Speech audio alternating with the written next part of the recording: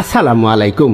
আশা করি আমহেরা সবাই ভালো আছেন। মুইও আছি কোনো রকম, শরীরে ঠাডা পড়ে নাই, সুস্থ আছি। শুনছেন খবরটি প্রচারিত হচ্ছে একযোগে রেডিও গোরস্থান থেকে। আর খবর পড়ছি মুই শিক্ষিত বাপের একমাত্র অশিক্ষিত পোলা, বৌমারা ইয়েতিম মানু, বরিশাল্যে মনু। প্রথমে শুনবেন খবরের শিরোনাম। বরিশালের হুগলাপুর গ্রামে পুকুরে নাইতে যাইয়া ব্যাঙ্গের শাড়িতে এক বিধবা রারিমাতারি নিহত।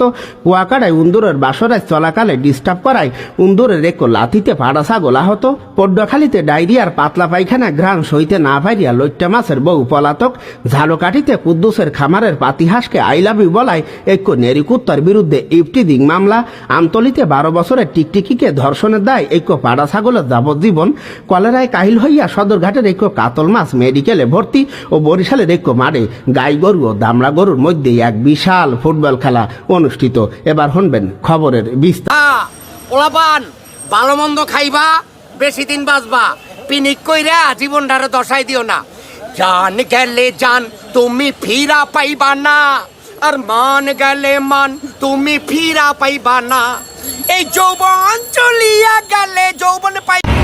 ব্রেকিং নিউজ, কাল থেকে পালিয়ে বিয়ে করতে পারবে যুবকরা, এমন তথ্য উঠে আসে বুয়াটিভির কাছে। জানা গেছে সোনা দানা দ্রব্যমূল্যের দাম বাড়ার কারণে বিয়া লীগের সভাপতি এই আইন ফাঁস করে। বিস্তারিত সাকিব হোসেন, বুয়াটিভি, উগান্ডা।